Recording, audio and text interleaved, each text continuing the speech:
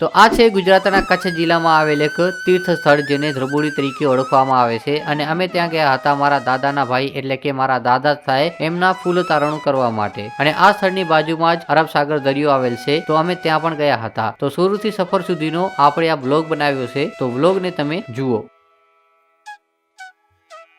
Hello guys, good morning, કેમ છો બધા? તમારું સ્વાગત છે આપણા આજના નવા વ્લોગમાં। અત્યારે ગાઈઝ વાગ્યા છે રહ્યા સવારના 5 અને આપણે ગાઈઝ આવ્યા છીએ મારા કાકાના ઘરે કેમ કે આપણે જવાનું છે ધ્રબુડી। વહેલો ગાઈઝ ઉઠવાનું હતું લગભગ 3 વાગે પણ 2 કલાક બધાએ મોડા ઉઠ્યા છે અને બધા અત્યારે તાપ શેકે છે કેમ કે ટાઢની સિઝન આવી ગઈ છે તો ભાઈ ટાઢ વટી લાગે છે અને બધા નાઈને બેઠા છે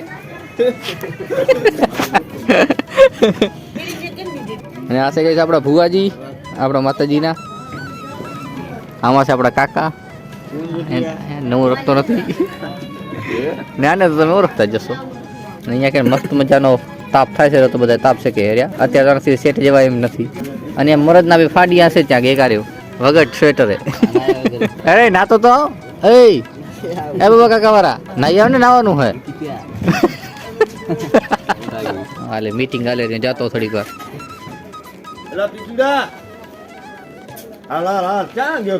એક આરે જો છે ને મરદ નું ફાડ્યું આને ટાળ નથી લાગતી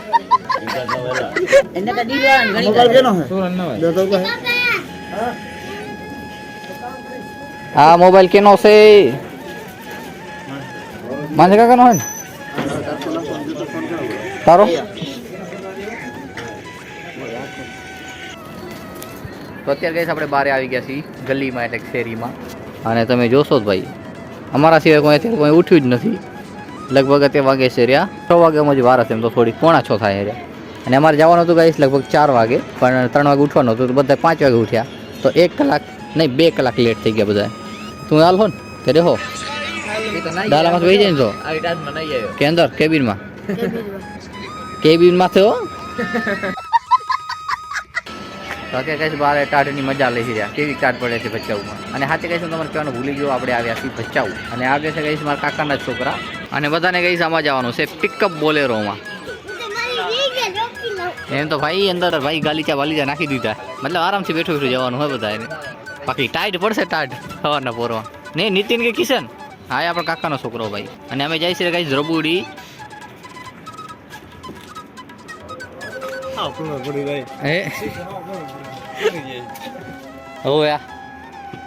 અને કઈ છે વાત કહું કાલે આપણા કાકા એની આ પિકઅપ સર્વિસ કરાવવા ગયા હતા તો અંદર સર્વિસ કરાવી નાખી જેના કારણે આ સીટો નીલી પડી છે અને સીઝન હાલે છે મતલબ કે ચાલુ થઈ ગયો છે શિયાળો હાથ કઈ નીલા થઈ જાય હેરા ચલો દરવાજો કરી બંધ હારે કઈ છે આપણા કાકા માનશે કાકા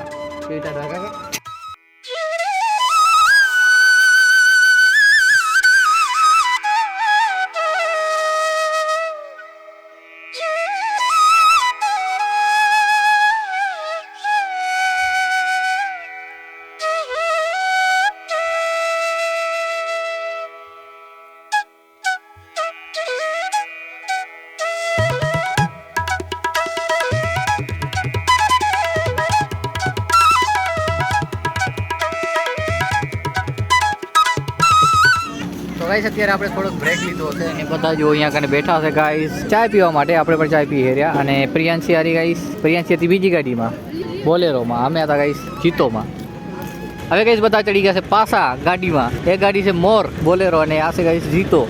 હોટલેથી ચાય નાસ્તો કરીને અમે નીકળ્યા જ હતા અને ધ્રબુડી અમારાથી થોડા જ કિલોમીટર દૂર હતું ત્યાં તો અમારી સામે એક પ્રોબ્લેમ આવી ગઈ। અમે જે ગાડીમાં હતા તે ગાડીએ લીવર પકડવાનું જ બંધ કરી દીધું એટલે કે ગાડી ચાલતી ચાલતી બંધ થઈ જતી હતી। તો જુઓ આગળ શું થયું। તો અત્યારે કઈ ગાડીમાં થોડી તકલીફ થઈ ગઈ છે લીવર જ નહીં પકડતો રહ્યું। ક્યાં જાઓ? ધ્રબુડી ધ્રબુડી ધ્રબુડી કેવા જાઓ? ધ્રબુડી તો અત્યારે કઈ આ ગાડીને અહીંયા રાખી દીધી છે કેમ કે હાલતી જ નથી ને અત્યારે ગાઈસ જે પહેલા પોગી ગયો છે ડાલો એટલે કે બોલેરો એ આવે છે રોમાન તેડવા પીવું ઉભી રે આગળ ને ઉભી રે સાધન હાલે એક જ એકલી દોડી જાય છે આગળ ને બીજા આવે છે પાછળ ને બીજા આગળ નીકળી ગયા કેમ કે રોડ ઉપર રહી તો ભાઈ એને પણ દેખાય કે અહીંયા ઉતર્યા છે ને કવર એ આગળ નીકળી જાય બીજી સાઈડ।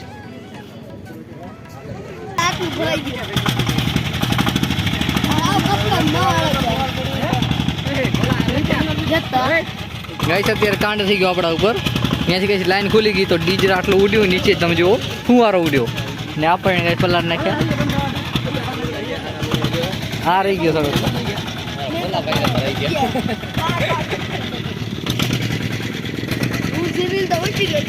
તો ગાઈસ હવે અમારી ગાડી ચેન્જ થઈ ગઈ છે. હવે આવી ગઈ છે બોલેરો. એમ તો સકડી પણ આગળ જાય છે રી. તો ફાઇનલી આપણે પહોંચી ગયા છીએ ગાઈસ ધ્રબુડી. ગાડી ખરાબ થવાના કારણે અમે બધા થોડાક મોડા પહોંચ્યા હતા, પણ એ પહેલા પૂજા પાઠ ચાલુ થઈ ગયો હતો. પણ ચાલુ હતો એટલે અમે બધા ત્યાં બેસી ગયા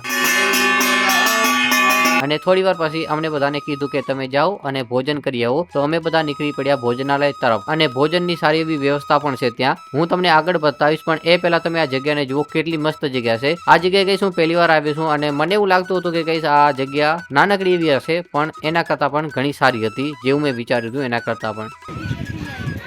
તો ગાઈસ તમે જોશો તો આમાં ભાઈ ઘણા બધા ચમકાદળ ચીનમાં ચામચીડિયા જોવા મળે મોટા મોટા. બધાને કઈ આમાં હાલવાની તકલીફ પડે હરી, અડધા સાઈડથી આવે ને અડધા સાઈડથી આવે. તો ગાઈસ અત્યારે ગાઈસ અહીંયા કને જમણવાર એટલે ભોજન પ્રસાદનું આયોજન છે. તો આપણે અહીંયા આવ્યા છીએ અને ટાઈમ લખેલ છે જુઓ, બપોરે 11:30 થી 2:30. અને દોસ્તો આ ભોજનાલયમાં જે પ્રસાદ એટલે કે જે ભોજન આપવામાં આવે છે તે એકદમ ફ્રી હોય છે. તેનો એક પણ રૂપિયો લેવામાં આવતો નથી, પણ આપણે આપણા દિલથી ત્યાં કંઈક દાન આપી શકીએ છીએ. અને આમાં કંઈ જોશો તો ભાઈ દાળ છે, શાક છે, રોટલી છે, સૂજી છે, ભજીયા છે અને ચોખા છે.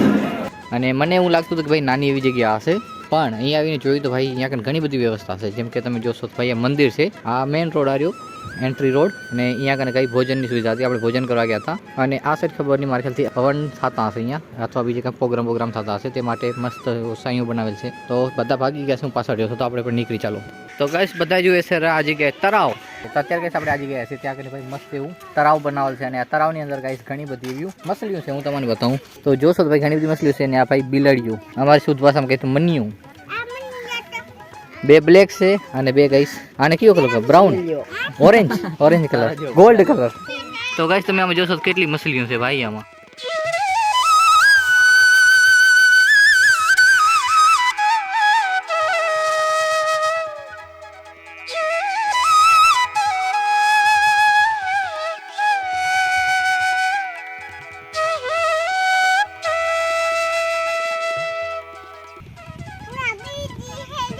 ઓય તારા જેવડી છે એ અમાર માટે એટલે તું ખાઈ લે. પડી તો અત્યારે કહીશ આપણે આવી ગયા છીએ ગાર્ડનમાં. આપણે પહેલા ગાર્ડનમાં ગયા હતા તે ભાઈ અત્યારે મેન્ટેનન્સમાં હતું, બનતું હતું રહ્યું, નવું ગાર્ડન થતું હતું. અને આ કહીશ ઓલરેડી જૂનું ગાર્ડન છે, નવું ગાર્ડન બને છે. તો ત્યાં ગયા હતા પણ હજી બન્યું નહોતું. ને બીજા બધા આ રહ્યા. તો ફાઇનલ દોસ્તો આપણે આવી ગયા છીએ સમુદ્ર કિનારે, દરિયા કિનારે. અને આ દરિયો ગાઈ છે એ છે અરબ સાગર. આજે તમને અરબ સાગર દેખાડું, અરબ સાગર.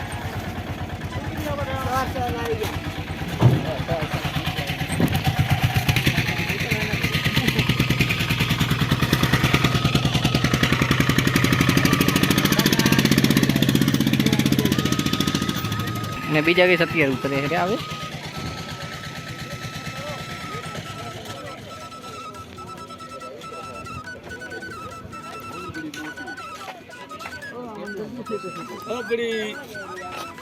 તો જો ગઈ અમારે 2 બોર્ડ મારેલ છે. દરિયાઈ કાચ સંભવિત વિસ્તાર વન્યજીવન સંરક્ષણ અધિનિયમ 1972 અંતર્ગત સંરક્ષિત જાતિ હોવાથી તેમની સાથે છેડછાડ કરવી ગંભીર ગુનો છે. ને આ રહી દરિયા જીવોને બચાવીએ. અને બધા જાય છે બધા આપણા વાળા. ને આ છે આપણો અરબ સાગર, એટલે કે માંડવી અહીંયાથી દેખાતું હશે, માંડવીનું બીચ. બૂટ ચપ્પલ કઈ છે અહીંયા ઉતારવા પડશે આપણે, કેમ કે બધા જાય છે આગળ, તો આપણે પણ જઈએ. એ હે ઓરી ક્યારે ઓરું ઓડી દી સમજો, ઓરી સમજો સીપ ઓરી દેખાશે નહીં ઘણું દૂર. કાસન નેલ કેમ ઉતાર નાખ્યા જાય અંદર. હાલો હવે કઈ આપણે જઈ છીએ આ દરિયા કિનારે પહેલી વાર. આપણે દરિયો જોયો છે એમ તો ઘણા વર્ષો પહેલા જોયો હતો. આ નહીં, માંડવીનો દરિયો. આ ગાઈસ ગારો નથી પણ ઉભી રહે પીઓ, ધીમે ધીમે. જુઓ ગાઈસ આ બેઠા છે બગલા આ જગ્યાએ.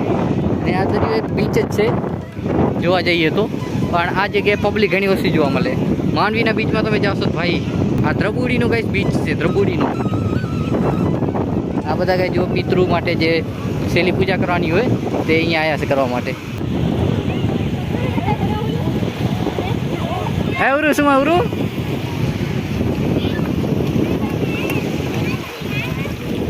જો આ બધા ગાઈસ આપણે આવ્યા છીએ આટલા બધા ને આપણી પેન્ટ તો પલળી ગઈ છે.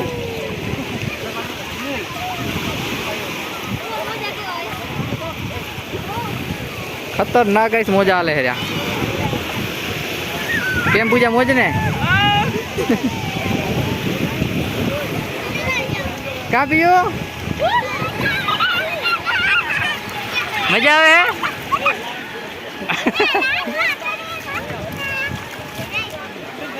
પીઓ ઓડી रही जो और सेटी ओडी देखी ओ बाजूरी स्टीमर.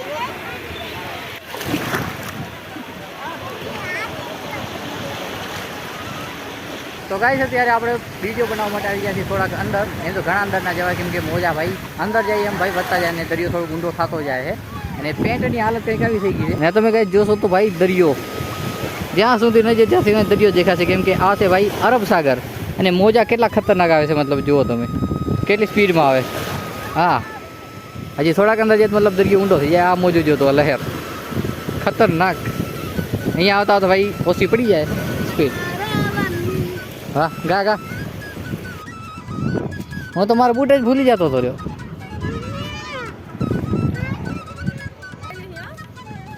હવે જે કઈ જઈ છીએ આપણે પાછા ચડી જશી ગાડીયામાં ફરી લીધું અને જે પૂજા કરવાની હતી તે કરી લીધી.